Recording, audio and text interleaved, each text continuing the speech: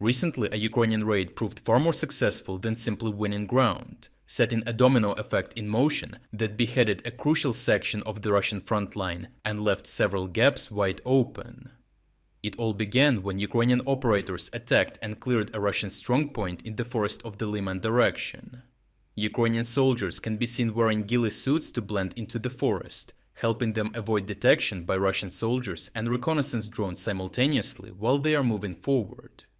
Modern ghillie suits are also tailored to dampen heat signature, which further reduces the possibility of being detected by thermal drones. After stealthily moving through thick vegetation, the Ukrainian soldiers reached the Russian strongpoint, as the poor trash discipline evident from the visible empty cans they left all over the position had revealed the Russian presence. As the Ukrainian operators pushed deeper, they quickly came into contact with two Russian soldiers in the next dugout. After a fierce firefight broke out, the Ukrainians killed the Russian infiltrators and pushed deeper to fully clear the position. Ukrainians took off jackets and gear so they could go through the intelligence from cover instead of out in the open. They captured documents, maps, and radios that the Russians had on them. This kind of captured intelligence and sensitive equipment is extremely valuable, as Ukrainians use this to tap into Russian communications and listen in on commanders revealing key information. After tapping into the Russian communications, the Ukrainians were able to track down the commander of Russia's 36th Motor Rifle Regiment. They followed the exact movements of the commander, mapped out his routine, and patiently waited until he was exposed. The ideal moment to strike came while he was completely vulnerable and exposed on the road, as there is no option to quickly hide or run away, with cars often driving over 100 km per hour on damaged roads to reduce travel time and minimize exposure to Ukrainian observation. However, this did not save him this time, as a Ukrainian kamikaze drone closed in on the commander's car and hit it over 87 km behind the front line near the settlement of Dmitrivka. As a result of the successful Ukrainian drone strike, the newly appointed regiment commander was heavily wounded, and 3 of his staff traveling with him sustained injuries as well and were out of commission, effectively beheading the entire Russian regiment with a single drone. This is crucial because now this Russian regiment has lost its commander and his entire entourage, leaving its command without an immediate replacement. By wounding the commander's 2nd, 3rd, and 4th replacements as well, it will be hard to reinstate the command of the regiment and find other subordinates who can do their duty. This is particularly damaging because Russian command remains highly centralized, and junior officers generally have limited freedom to make decisions without approval from higher headquarters, effectively paralyzing the full regiment. That paralysis quickly spreads beyond the headquarters itself, because this regiment is currently responsible for advancing through the forests toward Lyman, with multiple assault groups relying on the headquarters to coordinate their movements and direct artillery, drone, and aviation support. Once that command structure is disrupted, communications begin breaking down, assault groups lose coordination, and supporting fires become delayed or unavailable.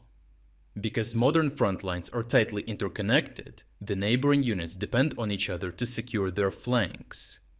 If one regiment suddenly becomes static because its leadership has been removed, the formations on either side become exposed. They must either divert forces to cover the growing gap or continue advancing while risking encirclement. This creates exactly the opportunity Ukraine is looking for, because now Ukrainian forces can exploit these weak points, maneuver through the emerging gaps, outflank neighboring Russian units, and threaten their rear. In this way, the elimination of a single regiment commander can trigger a chain reaction across the sector, disrupting the Russian offensive and potentially undoing months of hard-fought progress, or at the least massively delaying their efforts. Overall, this operation demonstrates that Ukraine is increasingly targeting the Russian military's decision-making rather than just its frontline positions.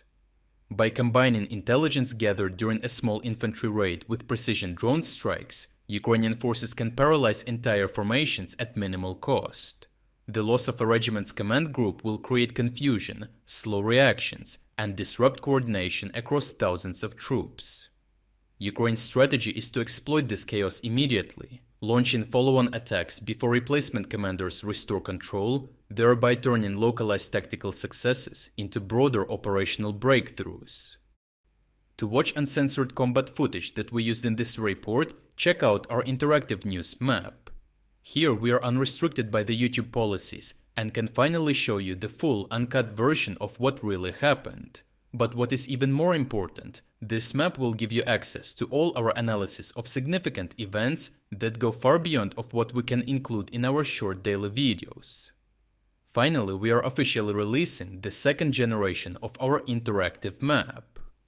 What you are seeing on your screen right now is a significantly enhanced and far more powerful version of the map that has even more advanced features and news analytics tools.